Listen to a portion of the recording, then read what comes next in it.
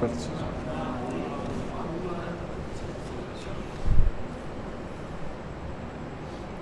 بار دیگر صلوات.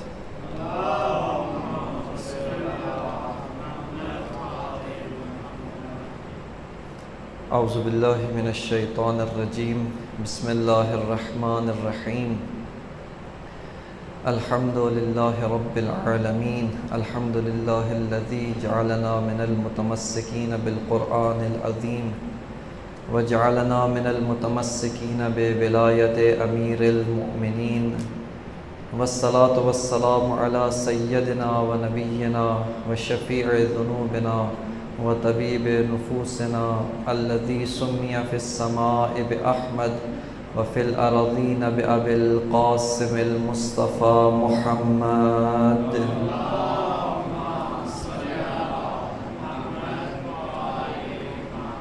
وعلى آلہ الطیبین الطاہرین المعصومین واللعنة الدائمة على اعدائهم من الآن الى قیام یوم الدین. اما بعد فقد قال الامام حسین بن علی علیہ السلام الا ترون ان الحق لا يعمل به وان الباطل لا يتناهى عنه. معزز و مکرم سامعین محترم و واجب الاحترام پیروان مکتب سید الشہداء، خداوند متعال نے جب سے انسان کو اس کائنات میں بھیجا اور سرزمین پر انسان جنت سے نکالا ہوا حضرت آدم کی شکل میں اس سرزمین پہ قدم رکھتا ہے، اسی وقت سے خداوند متعال نے حضرت آدم کو جو ہدایات دیں، حضرت آدم کی جو رہنمائی کی، حضرت آدم کو یہ بتایا کہ اے آدم، آپ اس سرزمین پر جو آ رہے ہیں، آپ کا دشمن ابلیس بھی اس سرزمین پہ آ رہا ہے، اور آپ کو ہم نے اپنا نمائندہ، اپنا خلیفہ اس سرزمین پہ بنا کر بھیج رہے ہیں، آپ کو ہدایت کا امام اور حق کے رہبر کے طور پہ اس سرزمین پر ہم بھیج رہے ہیں. تو آپ کے مقابلے کے لیے، آپ کے ساتھ مبارزے کے لیے اور حق اور باطل کے توازن کو برقرار رکھنے کے لیے آپ کا دشمن ابلیس بھی اس سرزمین پر آ رہا ہے، اور اس کو خداوند متعال نے متعدد مقامات پر عدو مبین کے طور پر پہچنوایا. عدو مبین کے طور پہ اس کی شناخت آدم کو بھی کروائی، و ابناء آدم و ابن آدم کو بھی اس کی شناخت کروائی ہے. اور امام علی علیہ السلام اپنے نہج البلاغہ کے اندر فرماتے ہیں، لوگوں کو ہوشیار کرتے ہیں، اپنی امت کو، اپنے لوگوں کو، اپنے پیروکاروں کو اور اسلام کے مکتب کے ماننے والوں کو ہوشیار کر رہے ہیں کہ اے لوگوں، وہ کام کہ جو ابلیس نے آدم کے ساتھ کیا، وہ وسوسہ، وہ فریب کہ جو ابلیس نے آدم کو دیا، تم اس کا شکار نہ ہو جانا، تم اس سے بچ کے رہنا، تم اس حق اور باطل کے معرکے میں باطل کا شکار نہ ہو جانا. لہٰذا اس وقت سے یہ حق اور باطل کا معرکہ شروع ہوتا ہے، اور دونوں طرف کے نمائندے، حق کا بھی نمائندہ، حق کا بھی رہبر، خدا کا الہی خلیفہ اس سرزمین پر، اور دوسری طرف خداوند متعال کے مقابلے میں، خدا کے راستے کے مقابلے میں اور خدا کی بنائی ہوئی ہدایت کے مقابلے میں ابلیس، جس نے قسم کھائی کہ خداوند متعال تیری عزت کی قسم، میں ان سب کے سب کو گمراہ کروں گا، اس کو تیرے صراط مستقیم سے دور کروں گا، ان کو صراط مستقیم سے ہٹا کر صراط النار اور جہنم کی جانب لے جاؤں گا. اسی مناسبت سے قرآن مجید نے دو طرح کے اماموں کا ذکر کیا ہے، دو طرح کے آئمہ کی شناخت کروائی ہے. ایک آئمہ نار ہیں جو لوگوں کو ہدایت کے راستے سے نکال کر، لوگوں کو صراط مستقیم سے اتار کر، لوگوں کو سیدھے راستے سے نکال کر خداوند متعال کے مغضوب علیہم بناتے ہیں، خداوند متعال کے غضبناک لوگوں میں شامل کر کے ان کو جہنم کی جانب رہنمائی کرتے ہیں، جہنم کی جانب دھکیل دیتے ہیں. اور دوسری طرف ائمۃ یہدون بامرنا، وہ امام، وہ ائمہ کہ جو خدا کے حکم سے، خدا کی دی ہوئی رہنمائی کے نتیجے میں لوگوں کی ہدایت کرتے ہیں، لوگوں کی رہنمائی کرتے ہیں.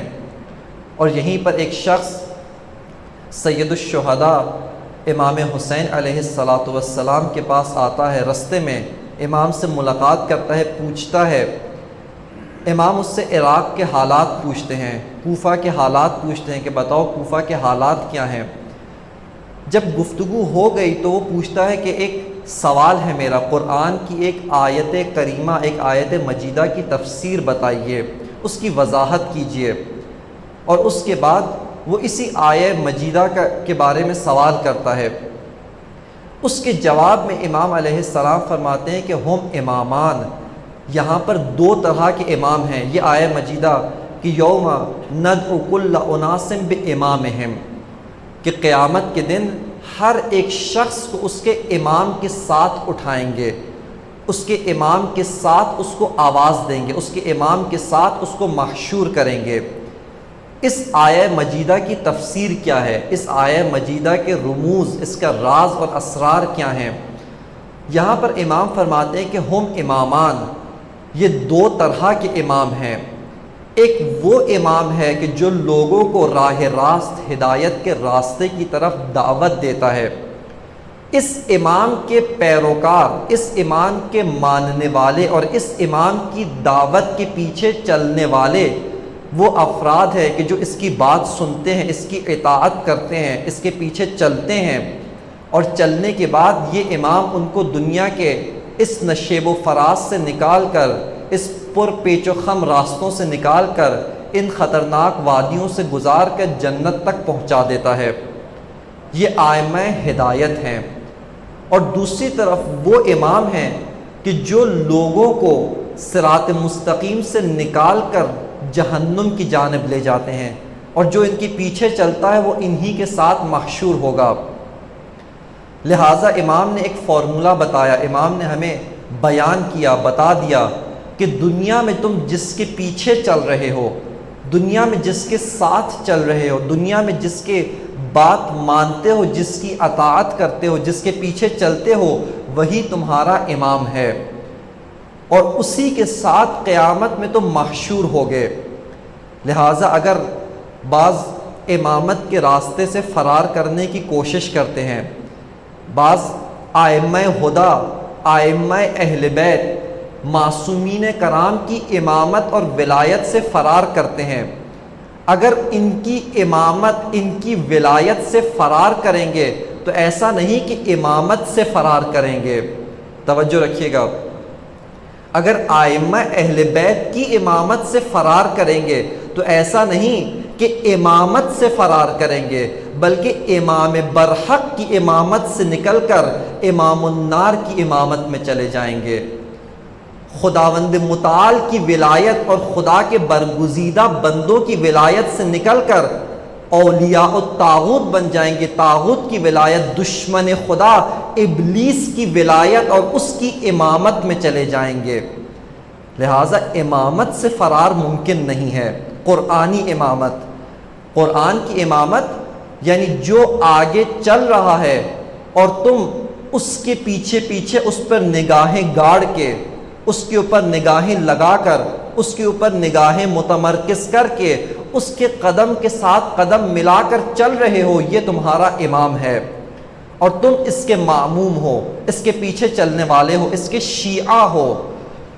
شیعہ قرآن نے بھی استعمال کیا، اور اس کے علاوہ ائمہ اہل بیت نے بھی کلمہ استعمال کیا، رسول خدا نے بھی اس کلمے کو استعمال کیا۔ آج یہ کلمہ ایک گروہ کے ساتھ، ایک فرقے کے ساتھ مخصوص ہو گیا، لیکن اصل میں یہ کلمہ، یہ لفظ بہت وسیع ہے۔ عصر عاشور جب امام حسین جنگ کر رہے ہیں تو وہاں پر ایک شخص ندا دیتا ہے، آواز لگاتا ہے، کہتا ہے کہ اے حسین، آپ یہاں جنگ کر رہے ہیں، آپ یہاں لڑ رہے ہیں، اور آپ کے خیموں پر حملہ کر دیا۔ وہاں پر امام جنگ روک کے آواز دیتے ہیں، یا شیعۃ آل ابی سفیان، اے آل ابی سفیان کے پیچھے چلنے والوں، اے آل ابی سفیان کو امام مان کر، ان کے قدم کے ساتھ قدم ملا کر ان کے پیچھے چلنے والوں، اگر تمہارا دین نہیں ہے، قیامت پر اعتقاد نہیں رکھتے، کم از کم دنیا میں آزاد مرد تو بنو، کم از کم دنیا میں اپنی ہوا و ہوس کی غلامی سے آزاد ہو کر ایک آزاد انسان بن کر جیو۔ بس وہاں پر امام نے شیعت آل ابی سفیان کا لفظ استعمال کیا، یعنی تمہارا امام آل ابی سفیان ہیں، یہ تمہارے امام ہیں۔ بس خداوند متعال نے یہ دو سلسلے ہمیشہ جاری کیے، آئمہ ہدایت، آئمہ نور اور آئمہ نار۔ بعض آئمہ ظلمات سے نکال کر نور میں لے کے جاتے ہیں، اور بعض آئمہ ظلمات کے اندر دھکیل دیتے ہیں، ظلمات فوق الظلمات۔ اور یہ دو حق اور باطل کی جنگ، حق اور باطل کی نبرد و معرکہ یہ جاری و ساری ہے، جس کے مختلف مراحل آپ کی خدمت میں کل عرض کیے، اشارتاً عرض کیے کہ ایک مرتبہ حابیل اور قابیل کا ماجرا ہے، حضرت نوح اور ان کی قوم، اسی طرح دیگر انبیاء۔ اس کے بعد اگلا جو موڑ قرآن نے ذکر کیا ہے وہ موڑ ہے حضرت ابراہیم و نمرود کا، کہ جب ابراہیم امام برحق، رہبر برحق، ہادی برحق کے طور پر معاشرے میں آتے ہیں، اور ان کے مقابلے میں ایک حکومت ہے، ایک حکمران ہے جو حکمران باطل کا حکمران ہے۔ چوتھا موڑ جو قرآن مجید نے ذکر کیا وہ موسیٰ اور فرعون کا موڑ ہے، حق اور باطل کی نبرد کا موڑ، کہ جب موسیٰ ہے اور موسیٰ کے مقابلے میں حکومت بھی ہے اور ایک تہذیب و تمدن بھی ہے، ایک تاریخی سابقہ رکھنے والے فرائض، انہوں نے ایک نظام بنایا، ایک مملکت بنائی، اس مملکت کے اندر ٹیکنالوجی بھی ہے، اس مملکت کے اندر صنعت بھی ہے، اس مملکت کے اندر ایک دینی طبقہ، ایک مذہبی طبقہ بھی ہے، اور اس مملکت کے اندر کاہنان بھی موجود ہیں، آئندہ کی پیشن گوئی کرنے والے یہ بھی موجود ہیں۔ لہٰذا اب حضرت موسیٰ نے ان کے مقابلے میں حق کا پرچم بلند کرنا ہے۔ اور پانچواں موڑ رسول خدا اور جاہلیت کا معاشرہ، کہ رسول خدا نے 23 سال کی انتھک محنت سے وہ سب کے سب معیارات کو کل عدم قرار دیا جو اس معاشرے نے ٹھونسے ہوئے تھے، اس معاشرے نے لوگوں پر لاگو کیے ہوئے تھے۔ اور چھٹا موڑ جس کو ہم تاریخ کے اندر دیکھتے ہیں وہ معرکہ کربلا ہے، اور چونکہ کربلا کے اندر حق و باطل کہ دونوں لشکر اس پائے کے لشکر ہیں، اس قدر بلندی کے لشکر ہیں کہ اگر ہم تاریخ کے اوراق پہ نگاہ دوڑائیں، وہ لشکر جو میدان کربلا میں حق کا لشکر و حق کا نمائندہ بن کے آیا، اس جیسا لشکر تاریخ دکھانے سے قاصر ہے، تاریخ اس جیسا لشکر دکھانے سے عاجز ہے۔ اور باطل کا بھی یہی حال کہ جتنا پس، جتنا ذلیل، جتنا گھٹیا، جتنا پس لشکر باطل کا میدان کربلا میں آیا، تاریخ نے اس سے زیادہ پس لشکر نہیں دیکھا تھا اور نہ ہی کبھی دیکھے گی۔ لہٰذا کربلا حق و باطل کی معراج ہے، اور کربلا نے یہ راستہ ہمارے لیے ہمیشہ کے لیے ہموار کر دیا، یہ راستہ ہمیشہ کے لیے کھول دیا، کہ یہ فرق بھی بیان کیا کہ بقیہ جتنی حق اور باطل کی جنگ ہوئی، نبرد ہوئی، جتنے حق اور باطل کے معرکے گرم ہوئے، ان سب کی خاصیت یہ ہے کہ وہ اپنے زمانے میں لڑے گئے اور اس کے بعد جاری نہ رہ پائے۔ لیکن کربلا وہ معرکہ ہے، کربلا حق و باطل کا وہ میدان ہے جس کو امام حسین نے سجایا، اور سجانے کے بعد حق و باطل کو اس طرح سے جدا کیا، اس طرح سے علیحدہ کیا، اور حق کو اس طرح سرفراز کیا کہ آئندہ کے لیے نام حسین و راہ حسین حق کے ساتھ جڑ گئی ہے، ان دونوں میں تعلق برقرار ہو گیا ہے۔ اب حق اور حسین کو ایک دوسرے سے جدا نہیں کر سکتے، اب حق اور امام حسین کا نام و لشکر امام حسین کو ایک دوسرے سے علیحدہ نہیں کر سکتے ہیں۔ یہاں پر ہمارے لیے ایک خطرہ بھی ہے اور ایک سوال بھی ہے، اور وہ خطرہ کیسا خطرہ ہے، توجہ رکھیے گا۔ وہ خطرہ یہ ہے کہ جب رسول خدا اس امت کو چھوڑ کے جا رہے ہیں، لوگوں سے الوداع کر رہے ہیں، مختلف مقامات پر لوگوں کو بتا رہے ہیں کہ اے لوگوں یہ میرا آخری حج ہے، حج کے موقع پر ذکر کیا، اور اس کے بعد ہمارے برادران اہل سنت کی کتابوں میں بھی آیا کہ رسول خدا مدینے میں بھی ذکر کیا کہ ہر سال جبرائیل مجھ پر 1 مرتبہ مکمل قرآن پیش کرتے تھے، اس سال 2 مرتبہ قرآن مکمل پیش کیا ہے۔ اس سے معلوم ہوتا ہے یہ میرا آخری سال ہے، اور لوگوں کو تمسک کرنے کی دعوت دے رہے ہیں کہ اے لوگوں، آپ نے قرآن و اہل بیت سے تمسک کرنا ہے۔ کہیں پہ کہہ رہے ہیں کہ اے لوگوں، میرے اہل بیت کی مثال کشتی نوح کی طرح ہے، جو اس میں سوار ہوا وہ نجات پا جائے گا، جو پیچھے رہ گیا وہ غرق ہو جائے گا۔ یہاں پر ہمارے لیے سوال بھی ہے اور خطرہ بھی ہے۔ سب سے پہلے خطرہ ذکر کرتا ہوں۔ وہ خطرہ کیا خطرہ ہے؟ اور وہ خطرہ یہ ہے کہ جب حضرت نوح نے خداوند متعال سے عرض کیا کہ بار الہ انی دعوت قومی لیلا و نہارا، اے خدایا ان لوگوں کو میں نے صبح و شام بلایا، تیری توحید کی طرف دعوت دی، تیری توحید کی طرف ان کو بلایا، لیکن ان لوگوں نے میری بات نہیں سنی، ان لوگوں نے میری بات نہیں مانی اور تیری توحید پر ایمان نہیں لائے۔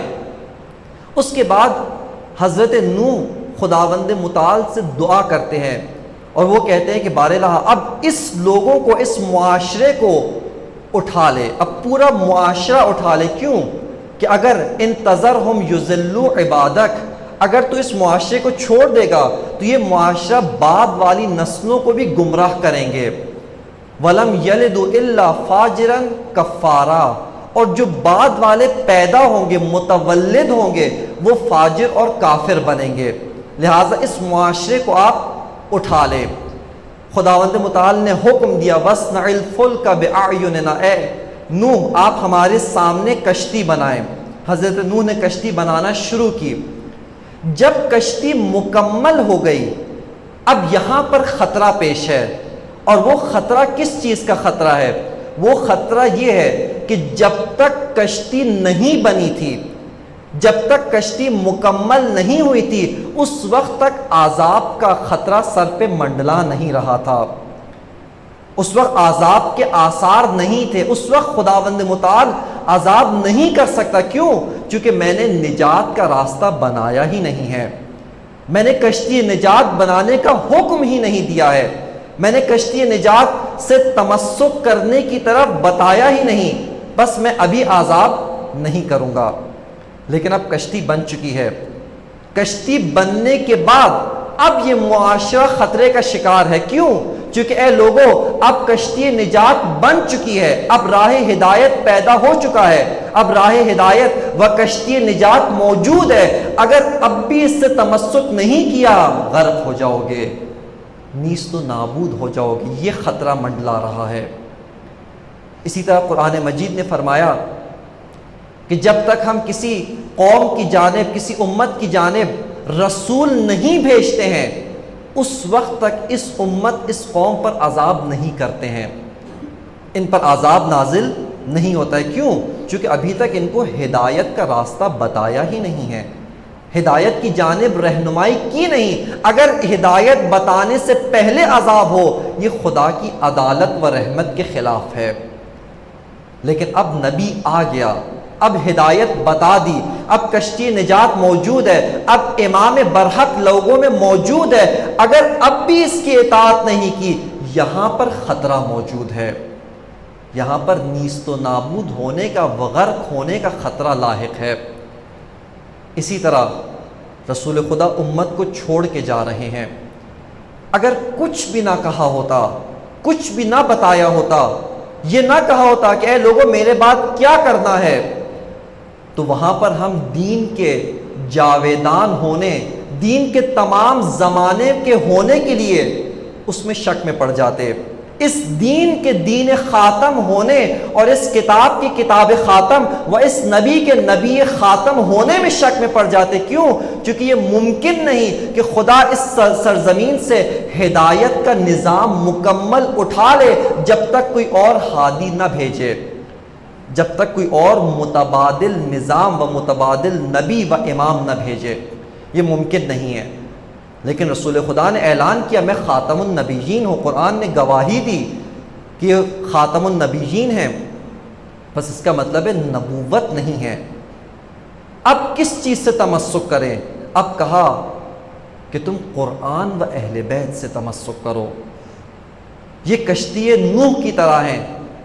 لہٰذا یہیں پہ خطرہ کہ ہم عموماً فضائل میں اس جملے سے بہت تیزی سے گزر جاتے ہیں، اس خطرے سے آگاہ نہیں کرتے، جبکہ رسول خدا نے خطرے سے آگاہ کیا کہ من رکبہا نجا ومن تخلف عنہا غرقا، جو بھی اس پہ سوار ہوا وہ نجات پا جائے گا، اور جو بھی پیچھے رہ گیا وہ غرق ہو جائے گا، وہ غرق ہو جائے گا۔ اگر کشتی نجات کو چھوڑا، امام برحق کو چھوڑا، غرق ہو جاؤ گے۔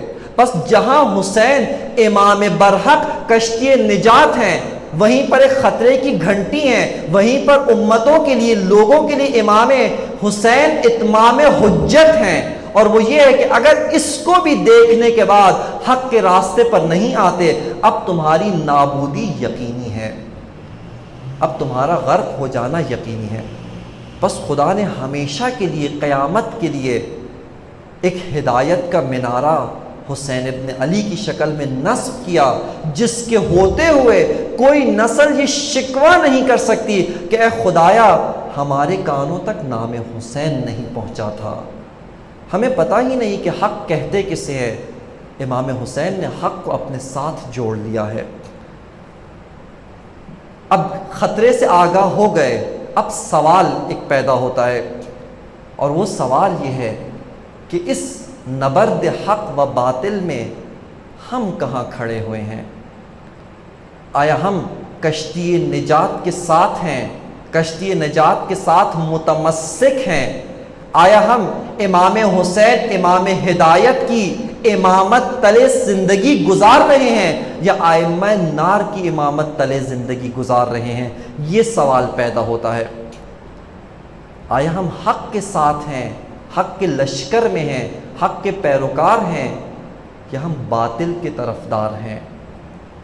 یہیں پہ ایک اور غلط فہمی جو عموماً اذہان میں جنم لیتی ہے، اذہان میں پیدا ہوتی ہے، اور وہ یہ کہ جیسے ہی حق و باطل کی گفتگو ہوتی ہے، ہم فوراً فرقوں کے اندر چلے جاتے ہیں، ہم فوراً فرقوں کی بات میں چلے جاتے ہیں کہ ہم چونکہ مذہب حقائے تشیع و مکتب اہل بیت سے تعلق رکھتے ہیں، بس حتماً حق پر ہیں، اور جو مکتب اہل بیت سے تعلق نہیں رکھتا بس حتماً باطل ہے۔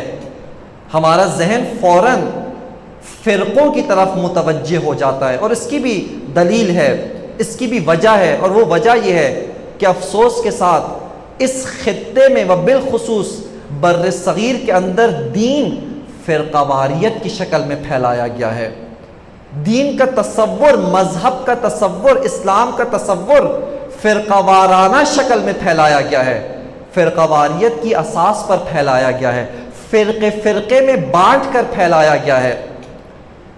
لیکن جیسا اہل سنت کے ایک اکابر عالم دین بہت خوبصورت جملہ لکھ کے چلے گئے، اور وہ کہا کہ حسین ابن علی نے تمام فرقوں کو بند کر دیا ہے، امام حسین کے بعد ہر فرقہ بند ہو گیا ہے، ہر فرقے کی دکان بند کر کے حسین سے 2 فرقے کھول کر چلے گئے ہیں، 2 فرقے بنا کر چلے گئے ہیں، جو 2 فرقے، جو 2 گروہ، جو 2 حزب قرآن مجید نے بنائی تھی۔ اور وہ 2 فرقے کون سے ہیں؟ 2 گروہ کون سے ہیں؟ ایک گروہ حق ہے، ایک فرقہ حق ہے، ایک گروہ باطل ہے، ایک فرقہ باطل ہے۔ بس کربلا کے بعد فرقوں کی بات نہ کرو، حسینیت کی بات کرو یا یزیدیت کی بات کرو۔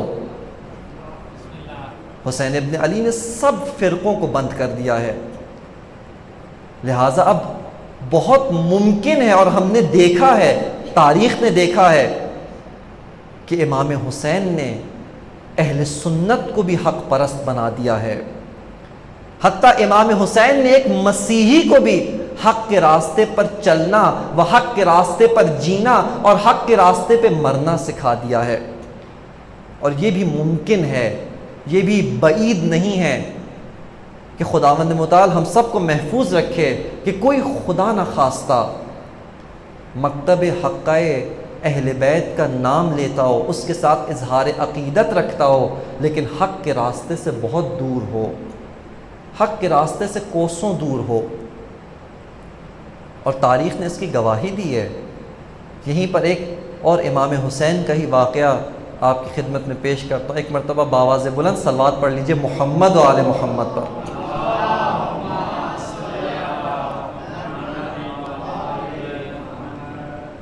جب امام حسین مکہ سے نکلے اور اپنے حج کو عمرے میں تبدیل کیا، اب کوفہ کی جانب گامزن ہیں، کوفہ کی جانب رواں دواں ہیں۔ یہاں پر امام کا قافلہ ایک ایسی سرزمین پہ پہنچتا ہے جس کو تاریخ کی کتابوں نے قصر بنی مقاتل کہا ہے۔ اس کا نام، اس علاقے کا نام، ایک ریگستان، ایک بیابان، نہ کوئی گھاس تھا، نہ کوئی سایہ دار، کچھ بھی نہیں، ریت ہی ریت، اور آسمان سے سورج آگ برسا رہا ہے۔ اس کو قصر بنی مقاتل کہتے ہیں۔ یہاں پر امام کا قافلہ پہنچتا ہے تو امام کچھ دیر کے لیے توقف کرتے ہیں، پڑاؤ ڈالتے ہیں، اور دور اسی صحرا کے اندر امام کو ایک خیمہ تک و تنہا نظر آتا ہے، جبکہ اس طرح کے صحرا سے کوئی بھی انسان بغیر قافلے کے تک تنہا نہیں عبور کرتا، لیکن ایک ہی خیمہ ہے، ایک خیمے کے باہر نیزہ گڑھا ہوا ہے اور اس کے ساتھ ایک گھوڑا بندھا ہوا ہے۔ امام اپنے ساتھیوں سے پوچھتے ہیں کہ آپ کو معلوم ہے، آپ بتائیے یہ کس کا خیمہ ہے، کوئی معلومات دے سکتے ہیں، کوئی اطلاعات فراہم کر سکتے ہیں؟ امام کے ساتھیوں نے کہا کہ آقا یہ ایک شخص کوفے کا رہنے والا جس کو عبید اللہ ابن حر جوفی کہتے ہیں، یہ اس کا خیمہ ہے۔ امام نے اپنے کاروان کے مؤذن جو اذان دیتے تھے، جنہوں نے تمام اذانیں دیں سوائے صبح عاشور کی اذان کے، جناب حجاج ابن مسروق ثقفی قبیلہ ثقیف سے تعلق رکھتے تھے، ان کو بھیجا کہ آپ جائیے عبید اللہ ابن حر کو پیغام دیجئے کہ حسین آپ سے ملنا چاہتے ہیں۔ اب عبید اللہ جاتے ہیں، اس خیمے کے پاس گئے، حجاج ابن مسروق جاتے ہیں، حجاج ابن مسروق جاتے ہیں، خیمے کے پاس گئے، عبید اللہ خیمے سے باہر آتے ہیں اور آ کر پوچھا کہ حجاج، چونکہ ایک ہی قبیلے سے تھے، ایک دوسرے کو جانتے تھے، پہچانتے تھے، کہا کہ حجاج آپ یہاں کیا کر رہے ہیں؟ اس نے کہا کہ اے عبید اللہ، اگر تم عقل مندی کا مظاہرہ کرو تو سعادت تمہارے دروازے تک خود چل کے آ گئی ہے، جنت خود چل کے تمہارے خیمے کے پاس پہنچ گئی ہے، فقط اور فقط اس کو قبول کر لو۔ اور اس طرح کے دو تین جملات حجاج ابن مسروق نے بیان کیے۔ عبید اللہ پوچھتا ہے کہ کیا ہوا؟ عبید اللہ ابن حر جوفی، کیا ہوا؟ کہتے ہیں کہ یہ جو قافلہ دیکھ رہے ہو، یہ کاروان جو دیکھ رہے ہو، یہ جنت کے سردار حسین ابن علی کا قافلہ ہے، اور حسین ابن علی نے مجھے بھیجا ہے تاکہ تمہیں پیغام دوں کہ آؤ مجھ سے ملو، میں تم سے ملنا چاہتا ہوں۔ یہاں پر روایت نے بہت عجیب جملے لکھے ہیں، بہت عجیب جملے، کہ جب اس نے یہ سنا کہ یہ قافلہ امام حسین کا قافلہ ہے، اس نے کلمہ استرجاع بلند کیا، انا للہ و انا الیہ راجعون پڑھا۔ یہ کلمہ کب پڑھا جاتا ہے؟ جب کسی پر کوئی مصیبت نازل ہو، یہ اس وقت پڑھا جاتا ہے، اور اس نے یہ کلمہ ادا کیا۔ یہاں پر حجاج پوچھتے ہیں کہ بتاؤ کیا ہوا، یہ کیوں ادا کیا؟ وہ کہتا ہے کہ جس خوف سے، جس خطرے سے بچنے کے لیے میں کوفے کا بھرا شہر چھوڑ کر اس ریگستان میں آیا، وہ خطرہ یہاں تک پہنچ گیا۔ اور وہ خطرہ کیا تھا؟ اس نے کہا یہ امام حسین کا چاہنے والا تھا، امام حسین سے محبت رکھنے والا تھا، بعد میں قیام مختار ثقفی میں اس کے ساتھ ہوا، لیکن اس موقع کو ہاتھ سے گنوا دیا۔ اور کہا کہ میں اس لیے کوفے سے نکل کر اس صحرا میں آیا کہ مجھے معلوم تھا کوفیوں نے امام کو خط لکھا ہے اور حسین مکے سے نکل کر کوفے آ رہے ہیں، اور امام حسین سے بچنے کے لیے، امام حسین کا سامنا نہ کرنے کے لیے اور امام حسین کی مدد نہ کرنے کے لیے میں آیا اس جگہ میں نے خیمہ لگایا اور قیام کیا، لیکن افسوس حسین یہاں تک بھی آ گئے۔ یہ حجاج ابن مسروق واپس جاتے ہیں، امام کو پیغام دیا، کہا کہ آقا و مولا اس نے ملنے سے انکار کر دیا ہے۔ امام نے فرمایا کہ اگر وہ نہیں ملنا چاہتا، وہ ہمارے دیدار کو نہیں آتا، ہم اس کی ملاقات کو جائیں گے۔ یہ امام حق و رہبر حق کی سیرت ہوتی ہے، وہ خود چل کر گمراہوں کے دروازے تک جا کر ہدایت پہنچاتے ہیں۔ امام گئے، جا کر ملے، ملاقات کی اور کہا کہ اے عبید اللہ ابن حر، ہم اہل بیت کا ساتھ دو، ہمارے ساتھ اہل بیت کی مخدرات ہیں، او ہمارا دفاع کرو۔ وہ معذرت کرتا ہے، انکار کر دیا، اور انکار کرنے کے بعد کہتا ہے کہ آقا یہ میرا گھوڑا بہت تیز رفتار ہے، جب بھی کسی سے فرار کیا اس گھوڑے پہ بیٹھ کر وہ میری گرد پا تک بھی نہیں پہنچ سکا، اور جب کسی کا تعاقب کیا، پیچھا کیا، اس کو جا کے دبوچ لیا۔ اور اس کے بعد کہتا ہے یہ میری تلوار بہت تیز تلوار ہے، جس کے سر پہ پڑی اس کے سر کو 2 حصوں میں تقسیم کر دیا۔ آپ گھوڑا لے لیں، تلوار لے لیں، مجھے معاف کریں، مجھے چھوڑ دیں، مجھے اپنی جان عزیز ہے، میں زندہ رہنے کو آپ کی رقاب میں شہادت پر ترجیح دیتا ہوں۔ اور اس کے بعد امام نے ایک بہت عجیب جملہ کہا جو قرآن مجید کی ایک آیہ مجیدہ ہے، فرمایا وَمَا كُنْتُ مُتَّخِذَ الْمُضِلِّينَ عَضُدًا، کہ عبید اللہ سنو، ہم کبھی بھی گمراہوں کے مدد قبول نہیں کرتے۔ ہم گمراہوں کا، تم سمجھے تھے حسین تم سے چندہ مانگنے آئے ہیں، حسین تمہارے سامنے آئے ہیں، چونکہ حسین کے پاس گھوڑے نہیں، تلوار نہیں، حسین کے پاس نیزے کی کمی، تیر و کمان کی کمی ہے، حسین چندہ لینے نہیں آئے، امام حسین اس لیے آئے تاکہ تمہیں راہ حق پر پہنچا کر تمہیں نجات دیں۔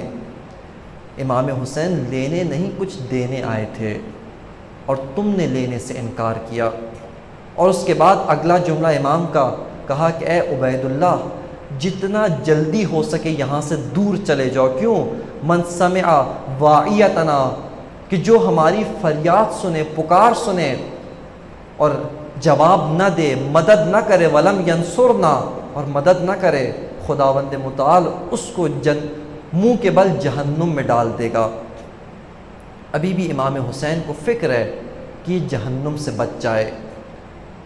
بس ایک محب اہل بیت، ایک بظاہر اہل بیت کا ماننے والا، چاہنے والا، اہل بیت سے محبت کا اظہار کرنے والا حق کے راستے سے کوسوں دور ہے، لیکن جس کا دل پاک ہے، جو صفائے قلب رکھتا ہے، وہ وہاب قلبی جیسے پاک دل مسیحی بھی اس کے قافلے میں آ جاتے ہیں، حر ابن یزید جیسے بھی اس کے پاس آ جاتے ہیں، حق کا پیغام قبول کر لیتے ہیں۔ بس عزاداروں، حق اور باطل کی بات فرقے سے بہت ماورا ہے، بہت بالاتر ہے، بہت اوپر کی بات ہے، اور یہ نہ سمجھیے ہر بات کو امام زمانہ کے قیام کے ساتھ اور ظہور کے ساتھ جوڑتے رہیے۔ ایسا نہیں کہ جب امام قیام کریں گے سب شیعہ امام کے ساتھ ہوں گے، سب شیعہ علماء امام کے ساتھ ہوں گے، سب شیعہ فقہاء امام کے ساتھ ہوں گے، سب علم اسلام کے علماء امام کے ساتھ ہوں گے نا۔ بہت سے امام کے خلاف ہوں گے، بہت سے زمانے کے تھپیڑے، ان کو زمانے کے حالات، گردش ایام، ان کو محبت اہل بیت کے باوجود لشکر باطل تک پہنچا دے گا، اور بہت سے غیر مسلمان، غیر مسلم امام زمانہ کی بات سن کر آپ کے لشکر میں آ جائیں گے۔ بس حق و باطل کی بات فرقوں سے بہت بالاتر ہے، بہت اوپر کی بات ہے۔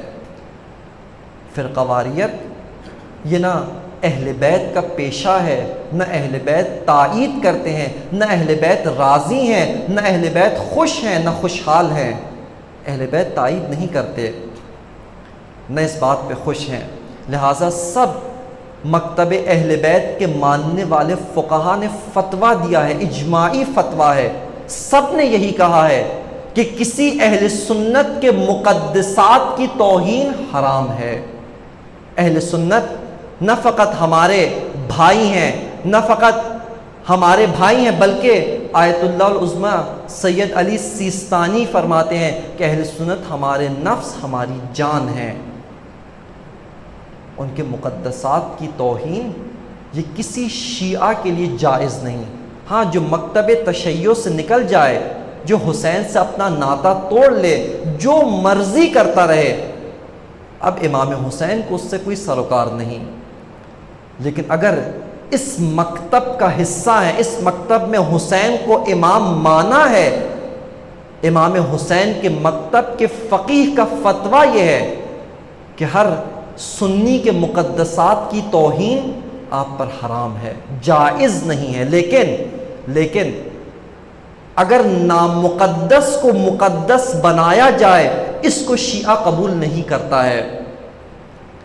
توجہ رکھیے گا، نامقدس بنو امیہ مقدسات میں سے نہیں ہے، اور خود اہل سنت نے اعلان کیا ہے ہمارے مقدسات میں یہ نہیں ہے۔ امیر شام مقدسات دین میں سے نہیں ہے۔ خود مولانا مودودی کی کتاب، مولانا اسحاق مدنی صاحب کے لیکچرز اور معاصر اہل سنت کے اکابرین علماء اظہار براعت کرتے ہیں، تاریخ اہل سنت سے ان کے کارنامے پڑھ کے بتاتے ہیں کہ جو ان کے فضائل پڑھ رہے ہیں، جو ان کا دفاع کر رہے ہیں، جو ان کی حمایت کر رہے ہیں، جو ان کا ساتھ دے رہے ہیں، جو ان کا مقدمہ لڑ رہے ہیں، ان کا اہل سنت سے تعلق نہیں، یہ ناسبیت ہے، یہ ناسبی ہیں۔ اہل سنت محب اہل بیت ہیں، لہٰذا مقدسات ہوں، نہ کہ غیر مقدس کو مقدس بنانے کی نہ مذموم سازش ہو۔ بس حق اور باطل کا یہ معرکہ، سوال ابھی اپنی جگہ باقی ہے، ہمارا یہاں پر کیا کردار ہے، ہم کس جگہ موجود ہیں، اور ہمیں کس طرح حق کا ساتھ دینا ہے، کیسے یقین ہو کہ ہم حق کے لشکر کے ساتھ ہیں۔ اس سے پہلے کہ ہم حق کی شاہراہ کے اوپر گامزن ہوں، حق کے امام کے پیچھے چلیں، ہم قدم ہوں، یہاں پر حق کے راستے پر چلنے کے لیے، حق کے راستے تک پہنچنے کے لیے بہت ساری رکاوٹیں ہیں، بہت سارے کانٹے ہیں۔ صرف 2 رکاوٹیں ذکر کرنی ہیں اور آپ کی زحمتیں تمام کروں گا۔ ایک مرتبہ اپنی سماعتوں کو بیدار کرنے کے لیے، ہوشیار کرنے کے لیے، اور اہل بیت کے ساتھ اظہار محبت کرنے کے لیے صلوات پڑھ لیجئے محمد و آل محمد پر۔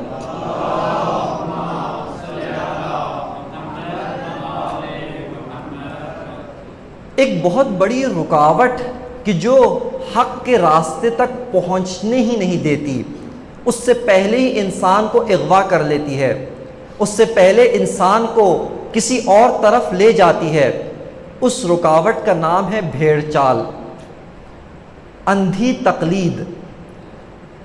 کہ یہ تقلید اس فقہی تقلید سے الگ ہے، جو مجتہد کی تقلید کی جاتی ہے، وہ خود امام زمانہ کا حکم ہے، وہ خود امام حسن عسکری علیہ السلام کا حکم ہے کہ من کان من الفقہاء صائنا لنفسہ محافظا لدینہ مطیعا لامر مولاہ، محافظا لدینہ مطیعا لامر مولاہ مخالفا لہواہ فللناس ان یقلدوہ۔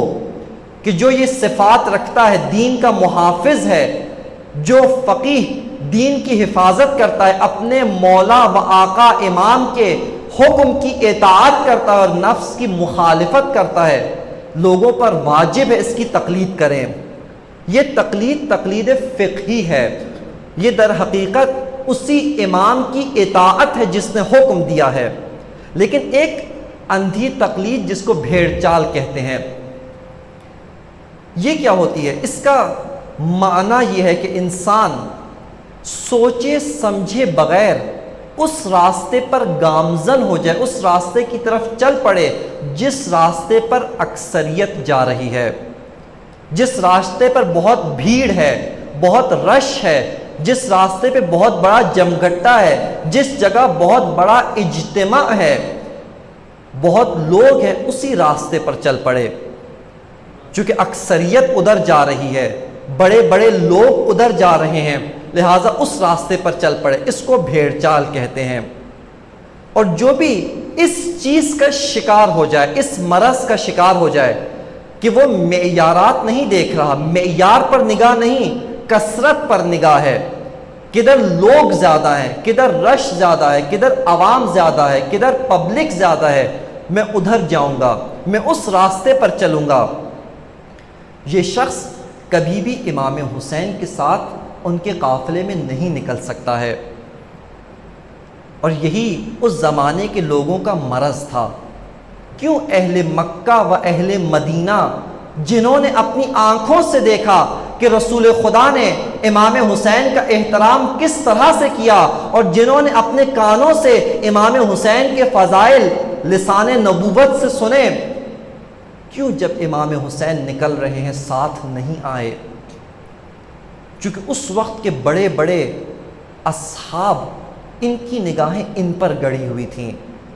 چونکہ عبداللہ ابن عباس یہ امام کے ساتھ نہیں نکلے, چونکہ عبداللہ ابن زبیر یہ امام کا ساتھ نہیں دے رہے ہیں, چونکہ عبداللہ ابن عمر خلیفہ دوم کے فرزند یہ امام حسین کے ساتھ نہیں ہیں, چونکہ ایک اکثریت لوگ کعبہ کا طواف کر رہے ہیں, کعبہ کے گرد چکر کاٹ رہے ہیں اور پتھر کے شیطان کو کنکر مار رہے ہیں.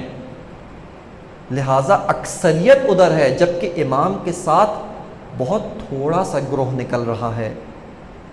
اس اکثریت کا شکار ہو کر اس بھیڑ چال کے نتیجے میں چونکہ بڑی بڑی بھیڑیں ادھر جا رہی ہیں, لہٰذا امام حسین کے ساتھ نہیں نکلے. بس آئیں سب سے پہلے اپنی عقل کو, اپنی سوچ کو بیدار کریں. اگر ہم بڑوں کے پیچھے چل رہے ہیں, یہاں پر یہ سوال کرے آیا اس پیچھے چلنے کے لیے کوئی دلیل ہے یا نہیں ہے. اگر دلیل یہ ہو کہ میرے وقت کے امام نے کہا ہے کہ اس کے پیچھے چلنا ہے, میرے وقت کے امام نے اس کو نائب مقرر کیا ہے, میرے وقت کے امام نے اس کو اپنا جانشین بنایا ہے, پردہ غیبت میں جانے سے پہلے اس کے حکم کو ماننا واجب قرار دیا ہے, اگر امام حسین نے مسلم ابن عقیل بنا کر کوفے روانہ کیا ہے, اب یہاں پر دلیل موجود ہے اور وہ دلیل حکم امامت ہے. یہاں پر اب اس کے پیچھے چلیں, اس کی اطاعت کریں. لیکن اگر دلیل نہیں ہے, صرف کثرت ہے, صرف جمگھٹا ہے کہ جہاں اکثر جا رہے ہیں, جہاں ہمارے آباء و اجداد جا رہے ہیں, جہاں ہمارے علاقے کے وڈیرے جا رہے ہیں, جہاں ہمارے قبائلی سردار جا رہے ہیں. رسول اللہ کی ایک بڑی مشکل, قریش کے بڑے بڑے سردار سب ان کے پیچھے, اگر یہ جہاں جا رہے ہیں ہم وہیں جائیں گے, اس کا مطلب آپ کبھی حق کے راستے تک نہیں پہنچ سکیں گے. اس سے پہلے ہی امام حسین سے جدا ہو جائیں گے, اس سے پہلے ہی الگ ہو جائیں گے.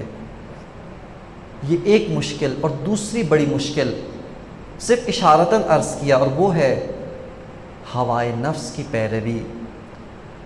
چونکہ امام حسین آپ کے نفس کی اطاعت کرنے پہ راضی نہیں ہے.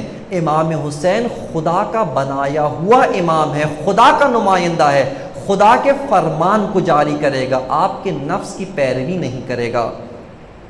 اس کی ایک مثال, جب امام علی کو ظاہری خلافت ملی اور وہ منصب کہ جو علی کے دیدار کا مشتاق تھا اس پہ علی بیٹھے, اس خلافت رسول کے منصب پر آئے, اب امام علی نے وہ طریقہ زندہ کیا جو طریقہ رسول اللہ کا تھا, اور یہ طریقہ بہت سوں کی نفسانی خواہشات کے مقابلے میں تھا, اس سے مخالف تھا.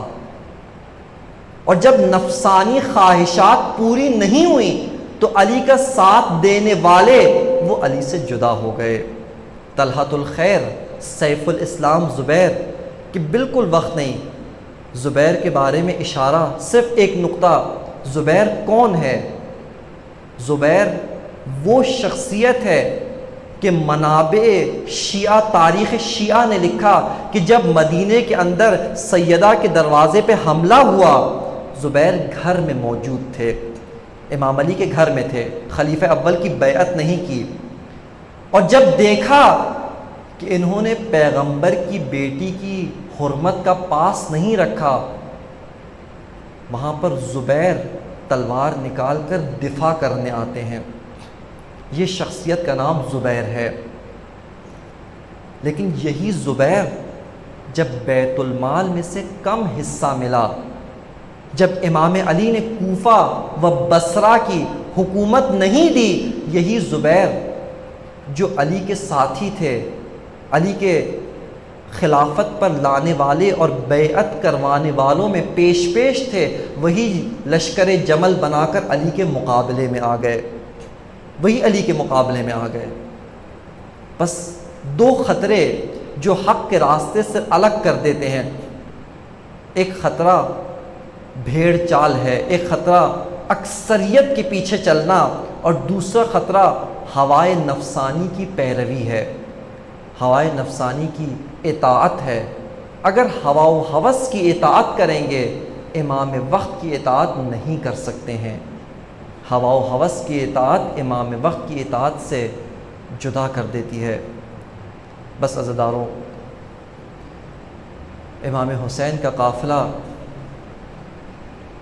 جب کوفہ کی جانب رواں دواں ہے، ایک بہت عجیب منظر ہے کہ جب امام تک خبر پہنچتی ہے کہ مسلم ابن عقیل و ہانی ابن عروہ شہید ہو گئے ہیں، ان کو کوفے کے اندر شہید کر دیا گیا ہے، قافلہ روکا امام نے، اور روکنے کے بعد امام حسین نے اپنے اصحاب و انصار و جوانان بنی ہاشم سے خطاب کیا، گفتگو کی، اور کہا لقد اتانا خبر فجیع، ایک بہت بری خبر ملی ہے، قتلہ مسلم ابن عقیل و ہانی ابن عروہ، اور اس کے بعد بڑا درد بھرا جملہ ہے کہ یہی جملہ امام حسین کے مصائب پر گریہ کرنے کے لیے کافی ہے۔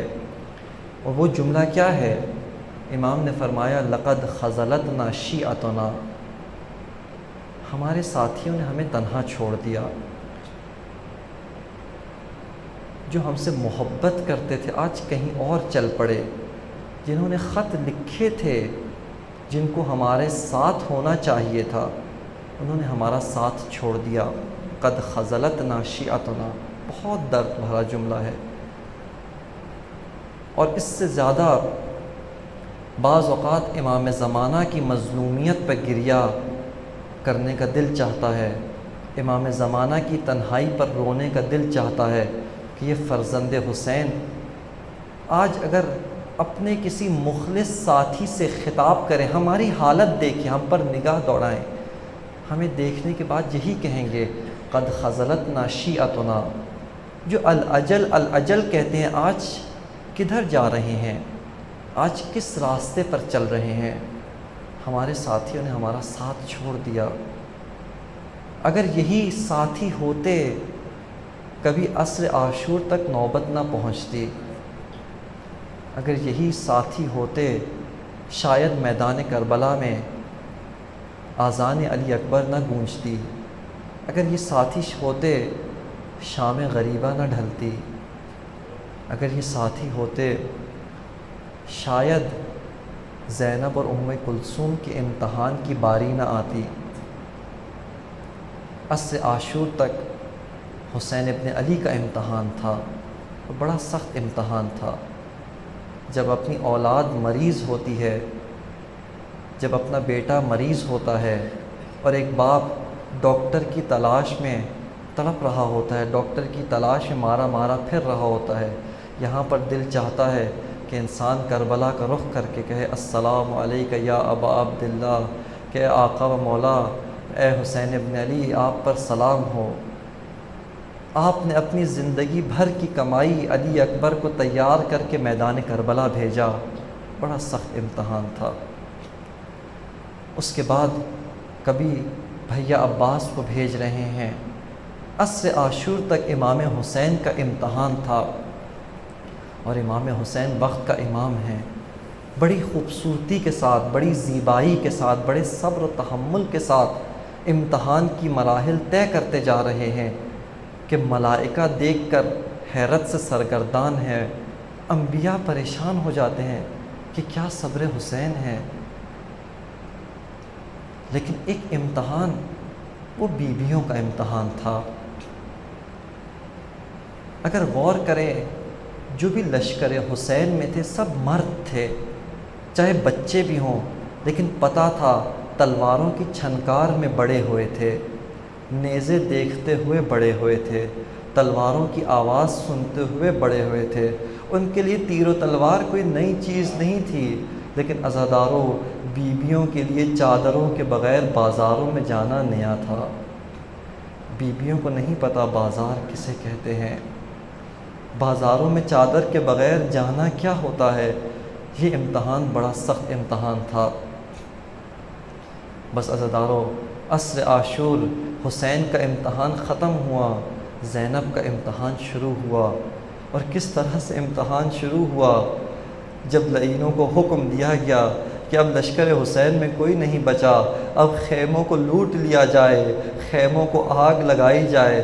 راوی کہتا ہے کہ میں دیکھ رہا تھا بیویاں جب ایک خیمے پہ آگ لگتی تڑپ کر دوسرے خیمے میں جاتی تھیں، جب اس خیمے کو بھی آگ لگتی تڑپ کر تیسرے خیمے میں جاتی تھی۔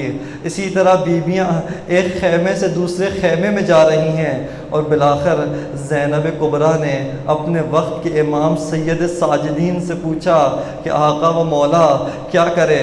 خیموں سے باہر چلے جائے، ان لعینوں کے سامنے چلے جائیں، اشقیاء کے سامنے چلے جائیں، یہ خیموں میں جل کے راکھ ہو جائے۔ یہ بڑا سخت امتحان تھا۔ دوسرا امتحان وہ کون سا امتحان تھا؟ وہ چادروں کے لٹنے کا امتحان تھا۔ بس عزاداروں، میرے میں دم نہیں، حوصلہ نہیں، صرف ایک روایت پڑھ کر آپ کی زحمتیں تمام کروں گا۔ بی بی فاطمہ صغریٰ کہتی ہیں کہ یہ لعین جب چادریں لوٹتے تھے، چادریں چھینتے تھے، ہاتھوں سے چادریں نہیں اتارتے تھے، نیزے گھماتے ہوئے لاتے تھے، چادر میں لپیٹ کر نیزے کی انی سے چادر کھینچتے تھے۔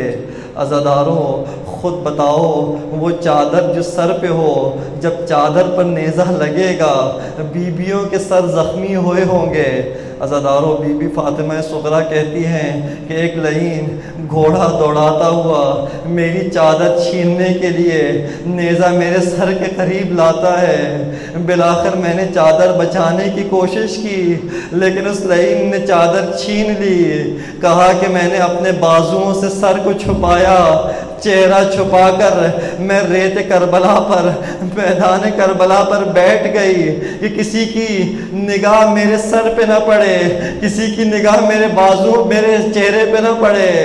عزاداروں، بی بی زینب نے جب بچیوں کو جمع کرنا شروع کیا، دیکھا بی بی فاطمہ صغریٰ نہیں ہے۔ پھر ایک مرتبہ دیکھا یہ بی بی چہرہ چھپا کر ریت کربلا پر بیٹھی ہوئی ہے، چہرہ بازوؤں سے چھپایا ہوا ہے۔ آ کر آواز دی، کہا بیٹا یہ لعین لوٹنے والے چلے گئے، اشقیاء چلے گئے، سر اٹھائیے۔ بی بی فاطمہ صغریٰ تڑپ کے کہتی ہے، پھوپھی اماں آپ دیکھ رہی ہے سر پہ چادر نہیں ہے، اگر ایک چادر لا دیجئے میں چہرہ اٹھاؤں گی، سر اٹھاؤں گی۔ بی بی زینب فرماتی ہے بیٹا ایک مرتبہ سر تو اٹھاؤ، پھر چادر مانگوں گی تو چادر دے دوں گی۔ بی بی فاطمہ صغریٰ چہرہ اٹھا کر پھوپھی اماں کو دیکھتی ہے، چہرہ پیٹ کے کہتی ہے، پھوپھی اماں لعینوں نے تو آپ کو بھی نہیں چھوڑا، علی کی بیٹی کا پردہ چھین لیا۔ لعنۃ اللہ علی القوم الظالمین، فسيعلم الذين ظلموا أي منقلب ينقلبون۔ بار الہ بحق محمد و آل محمد، ہماری اس قلیل سی عبادت، اس گریے کو اپنے بارگاہ میں منظور و مقبول فرما۔ بار الہ بحق محمد و آل محمد، ہمیں مقصد سید الشہداء سمجھنے اور اس پہ عمل کرنے کی توفیق عنایت فرما۔ بار الہ بحق محمد و آل محمد، جو مومنین مومنات پریشان حال ہیں سب کی پریشانیاں دور فرما۔ بار الہ بحق محمد و آل محمد، بار الہ واسطہ محمد و آل محمد کا جو مومنین مومنات مریضاں ہیں بار الہ بالخصوص یہ ایک مومن غلام مرتضیٰ ان کی اہلیہ یہ مریض ہیں، اور بعض مومنین کینسر کے مریض ہیں، بعض مومنین لا علاج ہیں، ایک بچہ اس کے والدین نے دعا کی درخواست کی، اور اہل علاقہ اس مملکت جہاں کہیں پر بھی مومنین مسلمین بستے ہیں سب کے بارے رہا مریضہ کو بحق بیمار کربلا شفائے کامل و عاجل نصیب فرما، بارہ بحق محمد و آل محمد بے روزگاروں کو باعزت روزگار نصیب فرما، بارہ بحق محمد و آل محمد جہاں کہیں پر بھی مظلوم ملتیں جہاد کر رہی ہیں، بالخصوص ملت فلسطین، کشمیر، ملت یمن، ملت مسلمان مظلوم ہند، ملت پاکستان، سب کو نصرت و کامیابی نصیب فرما، بارہ بحق محمد و آل محمد ظالمین جہان بالخصوص امریکہ، اسرائیل، آل سعود کو نیست و نابود فرما، بارہ بحق محمد و آل محمد مملکت عزیز پاکستان کو استحکام و ترقی نصیب فرما، اس ملک کے اندرونی بیرونی دشمنوں کو نیست و نابود فرما، بارہ بحق محمد و آل محمد علماء برحق مراجعین اعظام رہبر معظم سید علی خامنائی آیت اللہ سید علی حسینی سیستانی دیگر تمام مراجعین علماء برحق کا سایہ دراز فرما، بارہ بحق محمد و آل محمد امام زمانہ عجل اللہ تعالی فرجہ الشریف کے ظہور میں تعجیل فرما، بارہ ہمیں ہمارے ساتھیوں ہمارے گھر والوں کو امام کی بہترین مددگاروں میں شامل ہونے کی توفیق عنایت فرما، ربنا تقبل منا انک انت السمیع العلیم برحمتک یا ارحم الراحمین۔